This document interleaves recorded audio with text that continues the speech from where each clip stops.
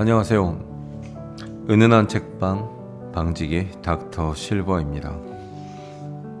지금은 이제 4월 초죠. 4월 초 첫째 주입니다. 이런 시기에는 대한민국이 항상 이 벚꽃놀이로 많이 유명하죠. 아마 저 남쪽 주로 진해가 가장 유명한 걸로 알고 있는데, 진해에서부터 시작해서 점점 이제 서울 쪽으로 올라오면서 이 벚꽃들이 흐드러진다는 표현을 많이 하잖아요. 이제 꽃놀이 딱 이런 시기에 우리가 책을 또 한번 소개를 하려고 합니다. 지난번에 제가 소개해드린 책은 다른 사람과의 관계 속에서의 자신의 모습을 변화시키고 발전하는 그러한 내용이었다면, 오늘 제가 소개할 책은 나 스스로에 대한 변화, 즉 나와의 관계 속에서 내가 어떠한 자세로 변해갈 것이고, 그리고 나를 어떻게 세울 것인가, 이제 이러한 내용으로 쓴 책들이 몇 권이 사실 굉장히 많죠. 아마 살면서 이런 책을 안 읽어본 사람이 과연 얼마나 있을까. 오히려 이런 책을 안 읽었다면 너무 자신한테 관심이 없거나 너무 과하게 자신감이 많거나 두 부류 중에 한 부류겠죠. 하지만 대부분 사람들은 그렇게까지 자신에게 자신감이 강한 사람이 이렇게 많지는 않아요. 사실 그렇기 때문에 어딜 가나 우리 보통 사람들 보면 뭐 무대 위에 선다던가 남의 앞에 있을 때 제일 먼저 하는 행동이 있죠. 대부분이 머리에 손이 올라간다든가 눈빛이 흔들리면서 여기저기 쭈뼛쭈뼛 된다든가 이런 모습을 많이 보게 될 거예요. 근데 과연 그것이 뭐 부끄러운 모습은 아닌데, 그래도 이제 모든 사람들은 어떻게 하면 좀 더 자신 있게 자신을 이끌어갈까에 대한 관심을 많이 가지고 있죠. 자, 오늘 소개할 책 제목은 나는 오늘도 나를 응원한다. 이 부제에는 이렇게 되어 있네요. 평생 흔들리지 않을 자신감 회복 프로젝트. 이 책은 비즈니스 북스라는 출판사에서 나온 책입니다. 그리고 저자는 마리사 피어. 전 사실 이 저자를 처음 봤어요. 물론 제가 뭐 전 세계의 모든 저자를 다 알 수는 없겠지만 이제 간단하게 소개를 하자면 20년 넘게 왕족, 록스타, 유명 배우, 슈퍼모델, 기업 CEO 또는 스포츠 선수, 일반인 등 다양한 이력과 배경을 가진 사람들을 상담해온 영국 최고의 심리치료사다라고 표현되어 있네요. 그리고 세계 최고의 최면학 교육기관인 로스앤젤레스 최면요법 교육연구소에서 수학하였다. 자신이 개발한 독특한 최면 치료법으로 절망에 빠진 많은 사람들에게 새로운 인생을 찾아주었다. 이렇게 이제 이 저자에 대해서 좀 더 길게 나와 있기는 한데, 이제 마지막 이 저자가 한 말이 있어서 그것만 읽어드릴게요.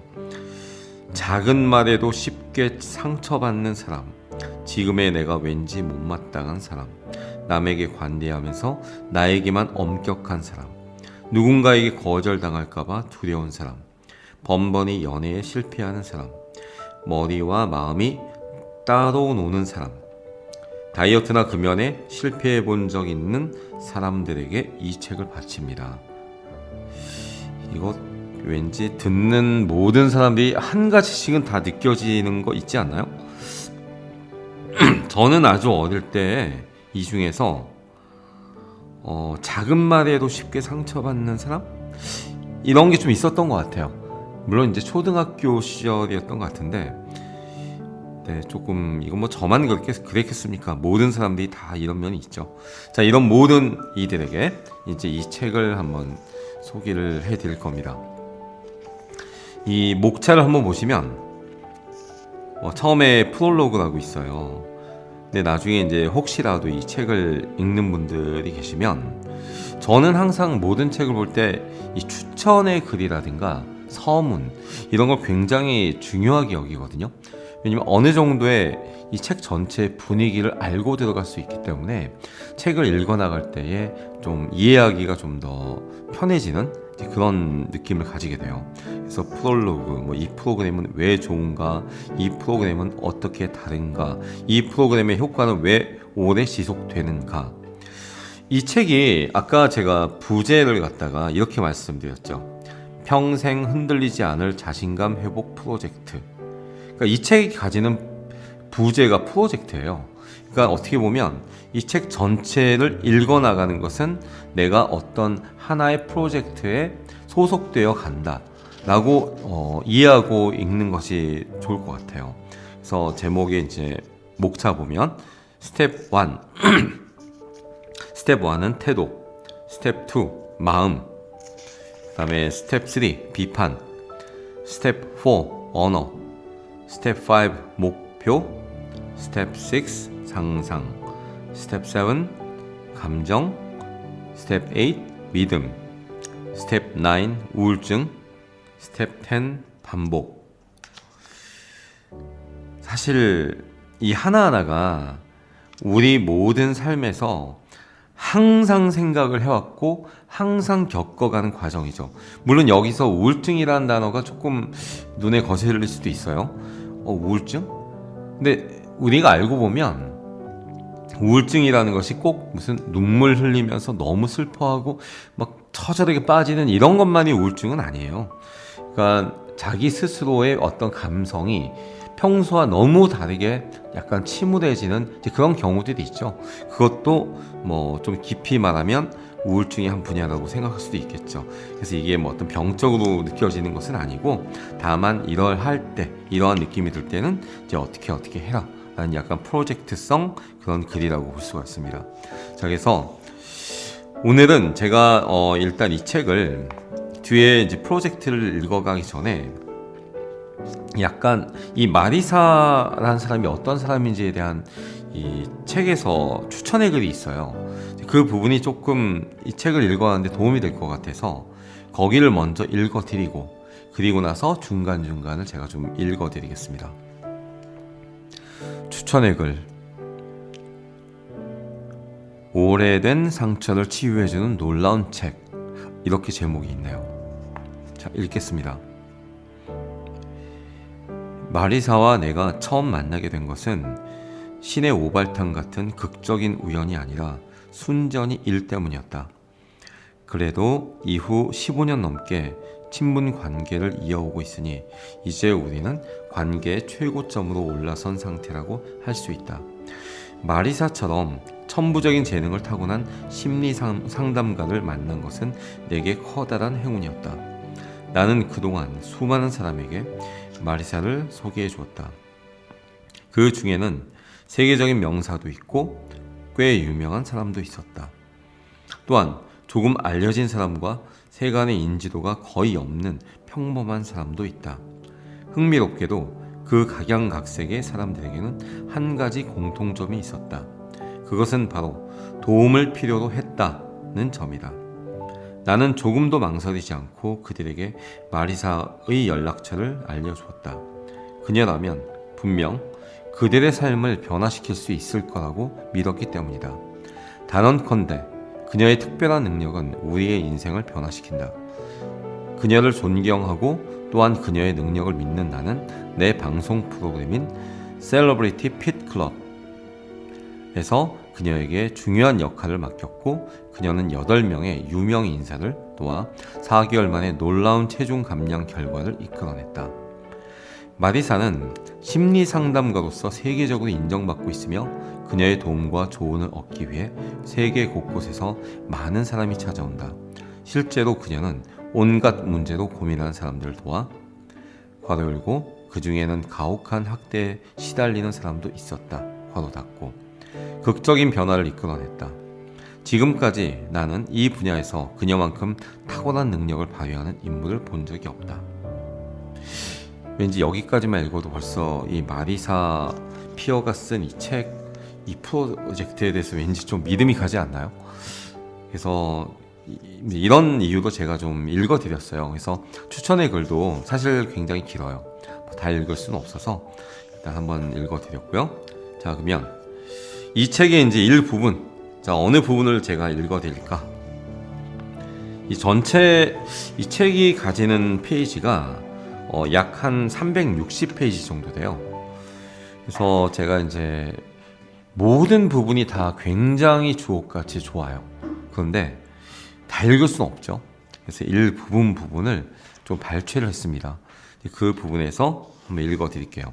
자, 29페이지 보게 되면 타고난 자신감을 손상시키는 계기들이라는 제목으로 이제 글이 이어집니다.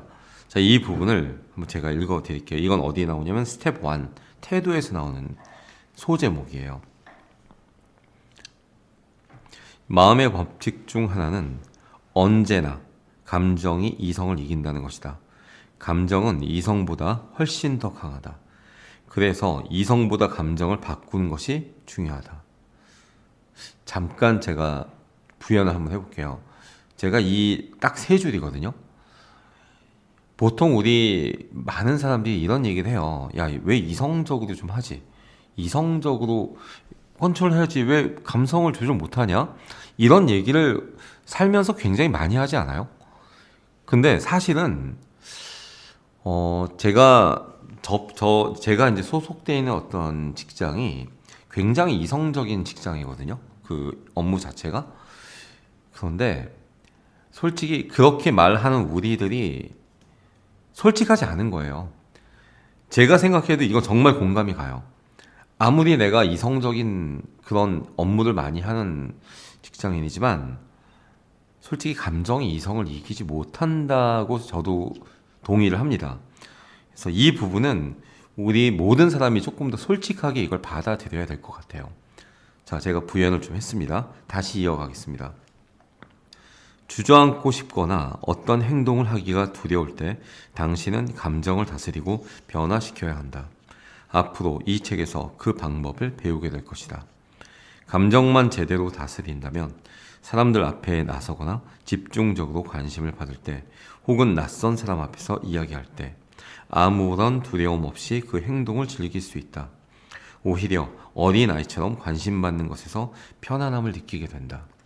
아기나 어린아이의 행동은 우리에게 저마다 타고난 내면의 자신감이 있다는 사실을 끊임없이 상기시켜준다.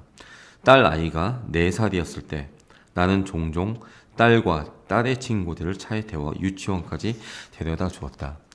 가는 길에 누가 노래해 볼래? 하고 물으면 아이들은 너나 할 것 없이 저요 제가 할래요, 저 진짜 노래 잘해요 라며 소리쳤다.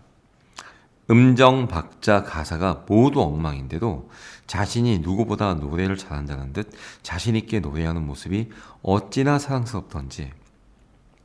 만약 내가 14살이 된 아이들에게 그런 요구를 했다면 어땠을까?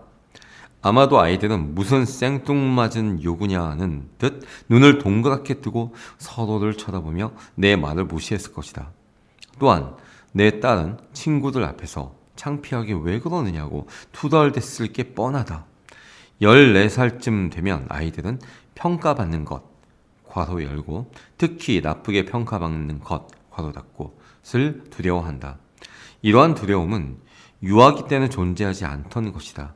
사실 당신 자신을 제외한 어느 누구도 당신을 평가할 수 없다. 그리고 자기 자신을 제대로 평가하는 법을 배우면 평생 사라지지 않을 최고의 자신감을 얻을 수 있다. 7살 된 내 조카는 운동 감각을 타고났다. 조카는 자신이 학교에서 가장 잘 달린다고 자랑스럽게 말한다. 테니스에도 남다른 소질이 있음을 인정받은 조카는 절대 자신의 능력을 과소평가하지 않는다. 그런 조카 녀석이 기특해서 얼마 전에 내가 물었다. 학교에서 내가 최고라며? 아니에요. 이 근처 6개 학교 전체에서 최고예요. 거드름을 피우는 게 아니라 그냥 사실 그대로를 말한다는 투였다. 조카는 겸손해야 한다거나 자랑하면 안 된다는 식의 훈계를 들은 적이 없고 형제나 친구들의 질투를 경험하지도 않았다. 그렇다면 조카의 그런 자신감은 계속해서 유지될까? 안타깝게도 그렇지 않다. 자라면서 우리는 타인에게 비치는 자기 모습에 신경 쓰고 다른 사람의 반응에 적응하려 애쓰기 시작한다. 내 딸이 8살 때 학교 운동회에서 2등을 했다. 아이에게 와, 전교에서 2등 했구나. 정말 대단해. 라고 했더니 아이는 곧바로 아니에요. 전교생이 몇 명 되지 않아 2등이라고 해봐야 별것 아니에요. 라며 자기 폄하식 대답을 했다. 나는 그렇지 않아. 넌 대단한 일을 해낸 거야. 엄마는 내가 자랑스러워 라고 말해주었다. 아이는 벌써부터 자신을 과소평가하고 있었던 것이다. 자신의 특별한 재능이나 능력, 소질에 대해 자신감을 갖는 것은 매우 중요하며 또한 그것은 기분 좋은 일이기도 하다. 기억나지 않을지도 모르지만 세상에 태어났을 때 당신은 분명 뭐든 잘하는 사람이었다. 작은 입을 오물거리며 삐키 삐키 라고 말하면 부모님은 비스킷이라고? 이젠 제법 말을 잘하네? 라며 엉덩이를 토닥여 주었다. 당신의 모든 행동, 즉 걷고 말하고 손가락으로 가리키고 웃는 행동에 박수와 칭찬이 쏟아졌다. 심지어 화장실에서 소변을 보는 것도 칭찬을 받았다. 당신이 실수하고 단어를 잘못 사용하고 머리카락에 음식물을 묻히고 신발을 바꿔 신고 속옷 입는 것을 잊어도 부모님은 그런 모습까지 귀여워하며 사진을 찍기도 했다. 그런데 형제들이 늘어나거나 학교에 들어가면 그 전처럼 칭찬을 자주 받지 못한다. 다른 아이들보다 더 빨리 잘해야 겨우 칭찬을 받았고 실수를 하면 그것을 귀엽다거나 사랑스럽게 봐주지 않는다. 어느 날 딸아이를 교실까지 데려다 주었는데 아이가 같은 반 친구를 가리키며 말했다. 쟤는 노트에 자기 이름을 깔끔하게 잘 쓸 수 있는데 나는 잘 못해요. 저 아이 이름은 미아고 내 이름은 페드라잖아. 내 이름이 훨씬 복잡해서 깔끔하게 쓰기가 더 힘들어. 그리고 어른이 되면 누가 더 이름을 깔끔하게 쓰는지 따위에는 아무도 신경 쓰지 않아. 어른이 되면 누구나 이름을 잘 쓸 수 있거든. 그리고 페드라, 너는 그림을 잘 그리잖아. 아마 너보다 잘 그리는 친구는 없을 거야. 속상하게도 딸아이가 다니던 초등학교에서는 학생들의 발달 과정을 다른 아이들과 비교하여 평가했다. 노력이 아니라 평가표에 기재된 결과로만 판단하는 것이 아이들의 자존감을 얼마나 많이 훼손했을까? 자신의 본래 능력보다 낮은 성과를 내는 이유는 진정한 자기 모습에 다가서는 것을 방해하는 믿음이 마음을 점령하고 있기 때문이다. 그 잘못된 믿음을 찾아내 마음에서 몽땅 내쫓아야 한다. 우리는 모두 특정 방식으로 행동하고 반응하도록 프로그램화되어 있다. 이는 곧 인간의 행동에 일정한 패턴이 있다는 것을 의미한다. 따라서 당신의 내면에 있는 프로그램을 다시 설정하면 부적절한 역할 모델과 잘못된 조언 및 믿음으로 형성된 사고방식을 없앨 수 있다. 그것이 사라지면 태어날 때부터 본래 갖고 있던 자신감을 되찾을 수 있다.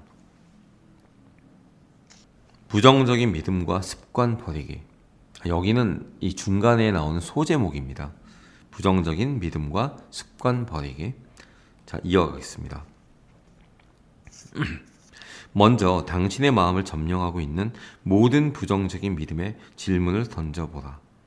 왜 당신은 스스로를 부족한 사람이라고 생각하는가?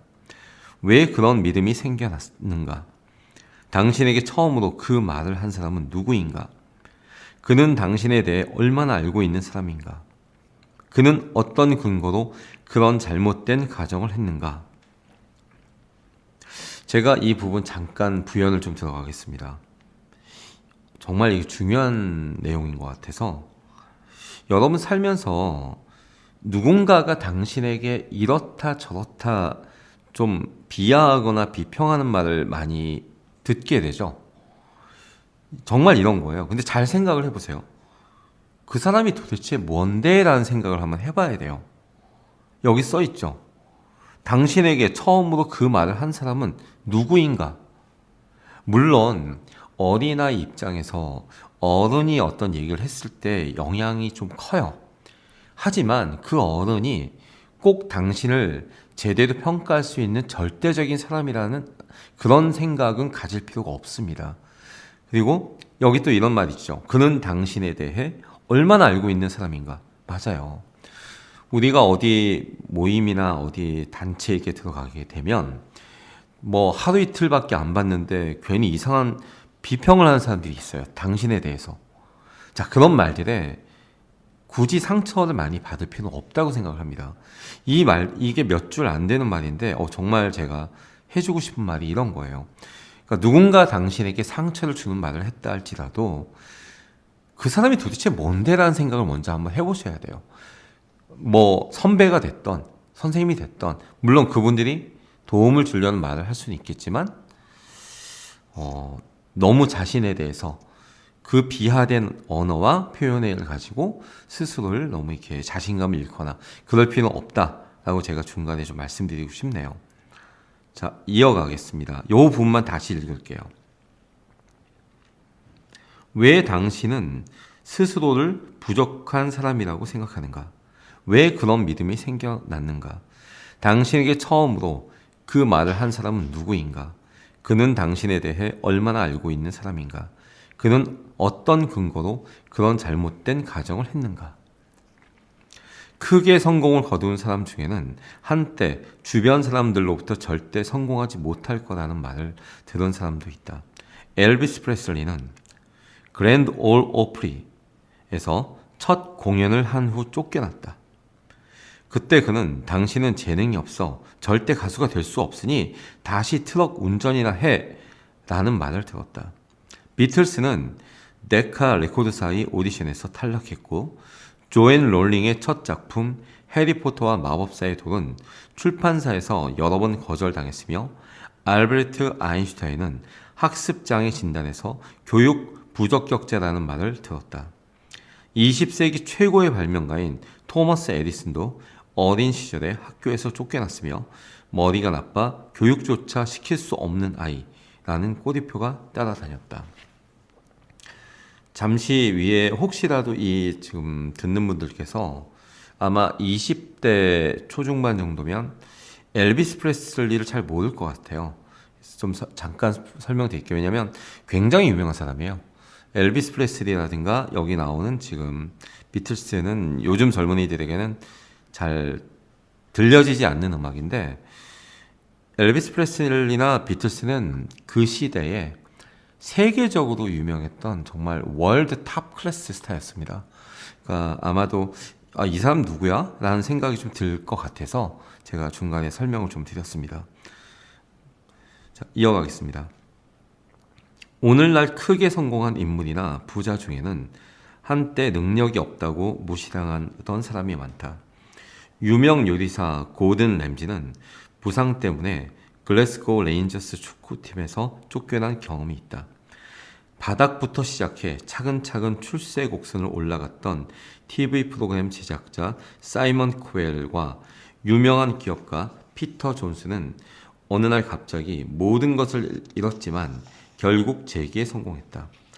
펠릭스 데니스는 과거에 잡지 오즈를 출간한 이후 2명의 동료와 함께 재판을 받게 되었는데, 판사가 그를 다른 두 공동 피고인보다 지능이 훨씬 떨어지므로 책임이 가볍다고 판단한 덕분에 더 짧은 형량을 선고받았다.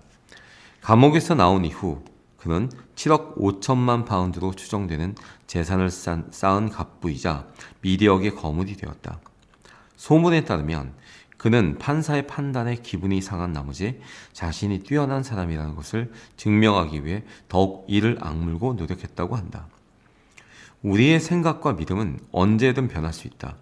종종 자신의 믿음에 질문을 던지고 의심해 보면 그것이 사실이 아님을 발견하게 된다. 단, 그 믿음은 더 좋은 믿음으로 바뀌어야 한다. 자신감이 부족한 사람들이 나를 찾아오면 나는 우선 그들이 무엇을 믿는지 살펴본다. 그들은 대개 다음과 같은 믿음에 사로잡혀 있다. 나는 항상 불안하고 남의 시선을 의식한다. 나는 자신 있게 행동한 적이 한 번도 없다. 나는 평생 수줍어하며 살았다. 우리 가족도 모두 나처럼 남의 시선을 의식한다. 나는 열심히 노력해도 시험에 통과할 수 없다. 나는 인터뷰를 잘 못한다. 나는 내가 좋아하는 사람이나 무서워하는 사람과 대화를 잘 못한다. 내 인간관계는 늘 최악이었다. 마치 내가 패배자들만 골라서 끌어당기는 것 같다. 이러한 믿음은 사실인 경우가 별로 없다. 하지만 자신에 대해 계속 이런 식으로 생각하면 그 문제를 해결하기는커녕 언제까지나 그것을 끌어안고 살아갈 수밖에 없다. 설령 그 믿음이 일정 부분 사실일지라도 당신은 그 믿음을 바꿀 수 있으며 믿음이 변화하면 당신의 자신감도 바뀐다. 우리의 생각은 신체 반응에 영향을 미친다. 예컨대 특정 생각을 하는 것만으로도 얼굴이 붉어지는 것은 생각이 인체의 혈류에 영향을 미친다는 증거다. 생각은 불안함과 긴장감을 불러일으키고 혈압과 심박동수를 증가시키기도 한다. 같은 방법으로 생각은 자신감에 매우 강력한 영향을 미치는데 그 과정은 다음과 같다. 첫째, 생각은 감정에 영향을 미친다. 둘째, 감정은 행동을 좌우한다. 셋째, 행동은 자세를 결정한다. 결국 생각은 모든 것에 영향을 주고 모든 것을 통제한다. 그 생각을 하는 주제는 바로 당신이므로 당신은 마음만 먹으면 얼마든지 스스로를 바꿀 수 있다.